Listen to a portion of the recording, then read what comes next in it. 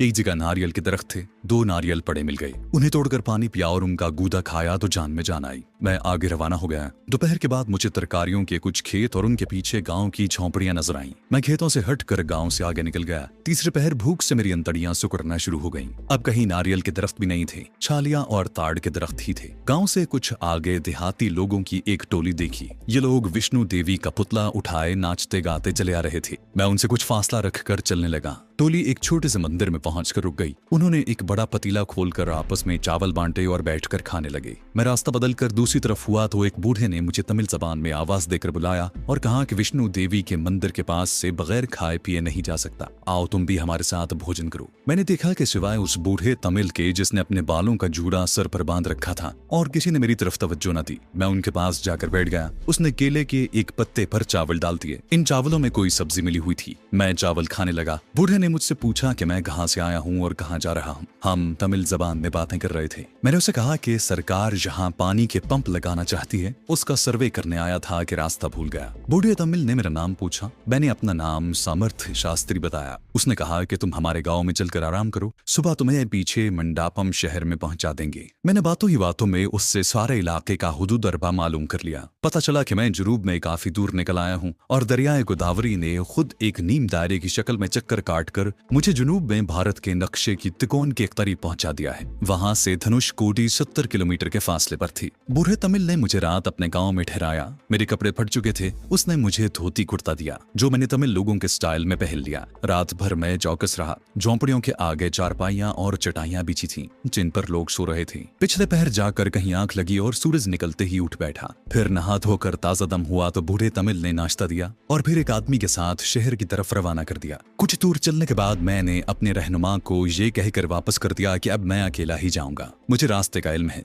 देहाती मेरी निगाहों से ओझल हुआ। मैं खेतों का चक्कर काटकर धनुषकोडी की बंदरगाह या कस्बे की तरफ यानी भारत की तिकोन की तरफ चल पड़ा। मेरी जेब में 60 के करीब रुपए थे। यही मेरी पूंजी थी। मेरे सामने तकरीबन 70 किलोमीटर की मुसाफत थी जो बज़ाहिर लगता था कि मुझे पैदल ही तय करना होगी क्योंकि ये इलाका रेलवे लाइन से बहुत हटकर था। अब कहीं कहीं झोंपड़ियां नजर आ जाती थी। 2 घंटे तक चलने के बाद मैंने एक झोंपड़ी में देखा कि छोटा सा चाय खाना बना हुआ है। जहां बैठकर 2 केले खाए, पानी पिया, कॉफी का कटोरा पिया और तमिल चाय वाले से पूछा कि तुम लोग धनुषकोडी कैसे जाते हो। वो बोला आगे चौपाल है, वहां से बैलगाड़ियां जाती हैं। कभी जाना हो तो वहीं से बैलगाड़ी पकड़ लेते हैं। चाय खाने से निकलकर मैं चौपाल की तरफ चल पड़ा। ये चौपाल छोटे से गांव के बाहर बैलगाड़ियों का एक अड्डा था। मुसाफिर जहां से धनुषकोडी तक आते जाते थे। मैं भी 5 रुपए किराया अदा करके दूसरे मुसाफिरों के साथ एक बैलगाड़ी में सवार हो गया और बैलगाड़ी एक कच्चे रास्ते पर रवाना हो गई। शाम तक बैलगाड़ी धनुषकोडी तक पहुंच चुकी थी और अपने अड्डे पर जाकर रुक गई। धनुषकोडी एक बड़ा कस्बा था। कुछ फासले पर बंदरगाह में खड़े हुए एक बहरी जहाज की रोशनियां अंधेरे में टिमटिमाती नजर आ रही थी।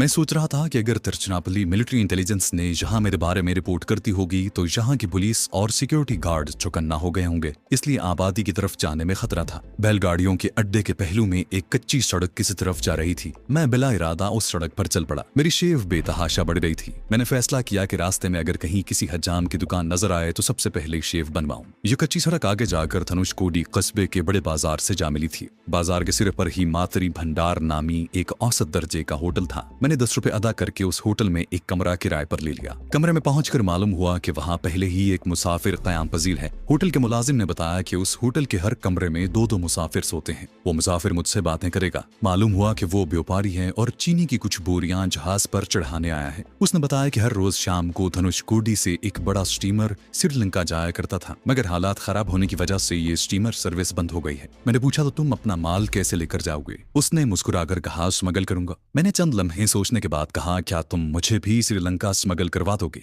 मैं बेकार हूँ, जहाँ कोई दाम नहीं मिलता। सोचता हूँ कोलंबो जाकर किस्मत आजमाऊं। वो बोला लेकिन इसके लिए तो पैसे लगते हैं, कम से कम 1000 रुपया। इससे कम पर वो तैयार नहीं होगा। मैंने खुद उसे 6 बोरियों का 1000 रुपया दिया है। मैंने मायूसी से कहा मेरे पास तो सिर्फ 25-30 रुपए हैं। उसने तंजिया अंदाज में कैका लगाया और कहा फिर यहीं किसी मंदिर में बैठकर राम राम करो, श्राद्ध तो मिल ही जाया करेगा। जहाँ आकर जी एक नया मसला पैदा हो गया था। अब 1000 रुपए कहाँ से लाऊं? कहीं नौकरी करके रकम जमा करने बैठता तो कम से कम 5-6 महीने तो जरूर लग जाते, जबकि मुझे यहाँ हर पल अपने पकड़ लिए जाने का खतरा था। मैं जल्द से जल्द यहाँ से निकल जाना चाहता था। इन्हीं ख्यालों में सारी रात आंखों में कट गई। मेरे साथ वाला व्यापारी सुबह मुंह अंधेरे ही कमरे से निकल गया था। मैं होटल के अकबी हिस्से में लगी हुई टूटियों पर जाकर कर नहाया और होटल की दुकान से नाश्ता किया। नाश्ते के दौरान भी मैं सोचता रहा, मुझे मंडापम कैंप और तिरुचिरापल्ली रेलवे स्टेशनों के दरमियान किसी मकाम से निकलने की कोशिश करनी चाहिए। हो सकता है उस इलाके में मेरे फरार की इत्तला अभी न पहुंची हो। नाश्ते से फारिग होकर मैं किसी हजाम की तलाश में निकल खड़ा हुआ। ढलानी छत के एक बोसीदा से मकान के बरामदे में मुझे हजाम की एक दुकान नजर आई। मैंने शेव बनवाई और वहां से निकलकर बंदरगाह की मुखालिफ समत में चलने लगा। मेरे जहन में कोई वाज़ेह प्रोग्राम नहीं था,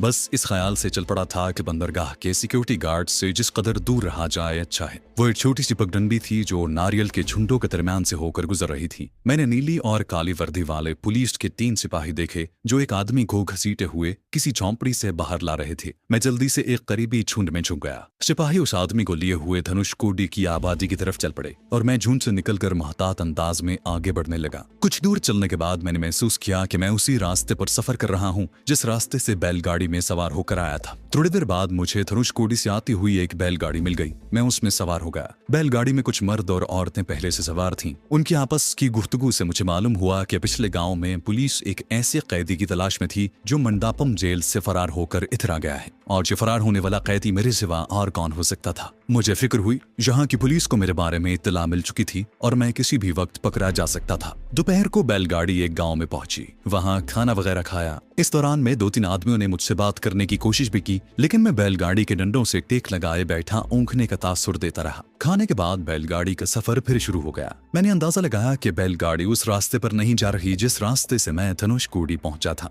गालिबन गांव से निकलने के बाद उसने रास्ता तब्दील कर लिया था। अब उसका रुख केरला के मगरिब की जानिब था और ये बात मेरे हक में थी। मैं खुद भी मंडापम कैंप की समत में नहीं जाना चाहता था जहाँ दुश्मन मेरी ताक में थे। थोड़ी देर बाद आसमान पर काली घटाएं छा गईं और देखते ही देखते मूसलाधार बारिश शुरू हो गई। बैलगाड़ी की बांस की छत पर तरपाल डाल दी गई और गाड़ीबान ने गाड़ी एक घने दरख्त के नीचे रोक दी। आधे घंटे बाद बारिश का जोर टूटा तो फिर आगे रवाना हुए। उसके बाद जो गांव आया वहां तमाम मुसाफिर उतरकर चल पड़े और गाड़ीबान ने बैल खोल दिए। मैं भी एक तरफ रवाना हो गया। मैं किसी को ये तासुर नहीं देना चाहता था कि मैं इस गांव में अजनबी हूँ। खुदा जाने मैं कब तक यूं ही बेमकसद चलता रहा। बारिश की वजह से जमीन गीली थी, कहीं कहीं पानी भी खड़ा था, लेकिन कीचड़ ज्यादा नहीं थी क्योंकि जमीन रेतीली थी। आगे छोटी छोटी टेकरियां थी जिन पर इक्का दुक्का दरख्त और झाड़ियां उगी हुई थी। मैं एक टेकरी पर पहुंचा तो सामने ही नीचे चंद झोंपड़ियां नजर आईं। इन झोंपड़ियों से जरा दूर चंद लोग लकड़ियां जमा करके एक चिता तैयार कर रहे थे। इस छोटे से गांव में गालिबन कोई मर गया था जिसे जलाने की तैयारी की जा रही थी। टीले के दाएं जानिब दरख्तों की ओट में एक खंडर नजर आ रहा था। मैं चलते चलते थक गया था। सोचा थोड़ी देर उस खंडर में बैठकर सस्ता लूं और कुछ आइंदा के बारे में सोचूं। मैं चिता तैयार करने वाले तमिल लोगों की नजरों से बचता हुआ खंडर में पहुंच गया और एक गिरी हुई दीवार से टेक लगाकर बैठ गया।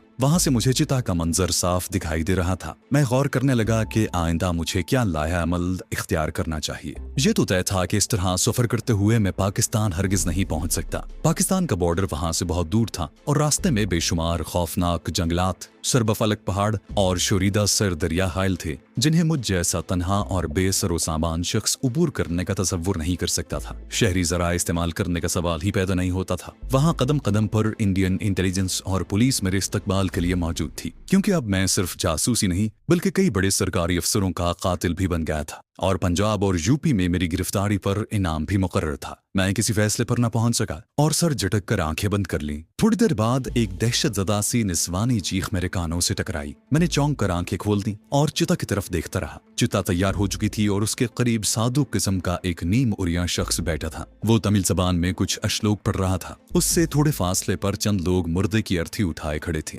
लड़की बुरी तरह मचल रही थी, उनसे खुद को छुड़ाने की कोशिश कर रही थी। फिर अर्थी जमीन पर रखकर मुर्दे को चिता पर लेटा दिया गया और दोनों मर्द लड़की को चिता की तरफ घसीटने लगे। अचानक मेरे जहन में कौंदा सा लपका, कहीं जो लोग लड़की को मुर्दे के साथ जलाना चाहते हैं। उसी वक्त दहशतज़दा तमिल लड़की की लरसती हुई आवाज उभरी, भगवान विष्णु, मैं सती नहीं होना चाहती, मुझे बचा लो। मेरे रोंग पे खड़े हो गए। वो लड़की मरने वाले की बीबी थी और गांव वाले उसे शौहर की लाश के साथ जलाना चाहते थे। ये इंतहाई इंसानियत सोज और बहीमाना रस्म हिंदुस्तान के दूर दराज इलाकों में अभी तक राइज थी। अपनी जान बचाने के लिए वो बेवा लड़की जिस तरह जद्दोजहद और फरियाद कर रही थी, वो मेरी बर्दाश्त से बाहर था। लिहाजा मैंने फैसला कर लिया कि उस बदनसीब लड़की को सती की रस्म की भेंट नहीं चढ़ने दूंगा। मैंने वहां मौजूद लोगों का जायजा लिया। साधु समेत वो 8 आदमी थे, मगर सबके सब दुबले पतले और कमजोर से, जैसा कि वो लोग होते हैं। फिर भी मैं तन्हा उनका मुकाबला नहीं कर सकता था, जबकि मेरे पास कोई हथियार भी नहीं था। खुश्क लकड़ियों पर घी या तेल डालकर चिता को आग लगा दी गई और संगदिल गांव वाले लड़की को भड़कते हुए शोलों की तरफ धकेलने लगे। मेरे अंदर जैसे बिजली सी कड़की और मैं उछलकर चिता की तरफ दौड़ पड़ा। मुझे अपनी तरफ भागते आता देखकर वो लोग एक पल के लिए रुक गए। मैंने सबसे पहले उन दोनों पर हमला किया जो लड़की को चिता की तरफ घसीट रहे थे। मैं न सिर्फ उनसे ताकतवर था बल्कि एक तरबियत याफ्ता लड़ाका भी था। मैंने एक तमिल पर छलांग लगाई और दाहिनी गोहनी मारकर उसकी गर्दन की हड्डी तोड़ दी और दूसरे को गर्दन से दबोच दिया। इसी असना में दो आदमी मुझ पर हमलावर हुए। मैंने एक के पेट में लात रसीद की और दूसरे को सर से बुलंद करके उन 3 आदमियों पर फेंक दिया जो एक साथ मेरी तरफ चपट रहे थे।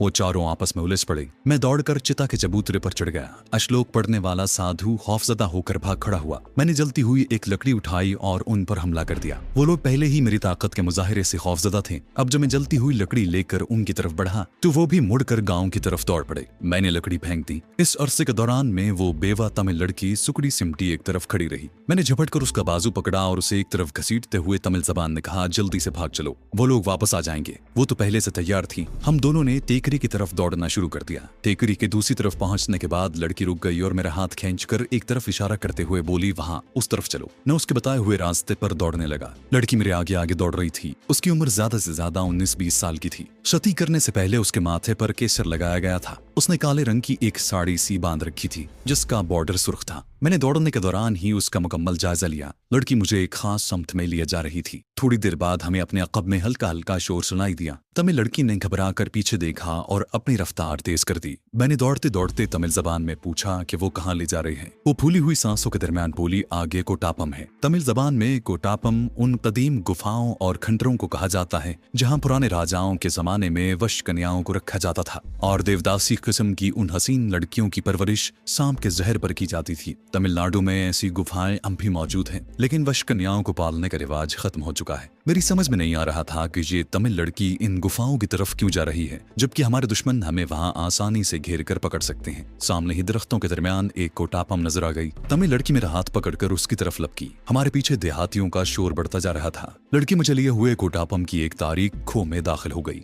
ये खो कभी उस गुफा का दरवाजा रहा होगा, लेकिन अब उसकी दहलीज जमीन में धंस चुकी थी और दरवाजे की जगह एक मेहराबी सुराख बाकी रह गया था। अंदर घुप अंधेरा था। लड़की मेरा हाथ थामे हुए तेजी से आगे बढ़ती जा रही थी। मैंने महसूस किया कि रास्ता हमवार है लेकिन नीचे की तरफ जा रहा है, क्योंकि दौड़ते हुए मुझे ढलान सी महसूस हो रही थी। मैंने अपनी सांसें दुरुस्त करते हुए कहा, ये तुमने क्या बेवकूफी की है, वो लोग हमें पकड़ लेंगे यहाँ। वो हामते हुए बोली, चले आओ, वो कोटापम में दाखिल होने की जरूरत नहीं कर सकते। इन गुफाओं के राज सिर्फ हमारे खानदान में सीना बसीना चले आ रहे हैं। थोड़ी दूर चलने के बाद लड़की की रफ्तार कम हो गई। मैंने महसूस किया कि अब वो गिन गिन कर कदम उठा रही हैं। देहाती गुफा के धाने पर पहुंच गए थे और चीख चीख कर हमें बाहर आने का हुक्म दे रहे थे, लेकिन अंदर कोई नहीं आ रहा था। तब तमिल लड़की ने बताया कि इन गुफाओं की खुफिया रास्ते सिर्फ हमारे नाग देवता की पूजा करने वाले खानदान को ही मालूम है। अगर कोई दूसरा इन गुफाओं में दाखिल हो जाए तो भटक जाएगा और तमाम जिंदगी बाहर नहीं निकल सकेगा। गांव के लोग थाने पर ही खड़े धमकियां दे रहे थे कि बाहर निकल आओ वरना गुफा में आग लगाकर धुआं भर दिया जाएगा।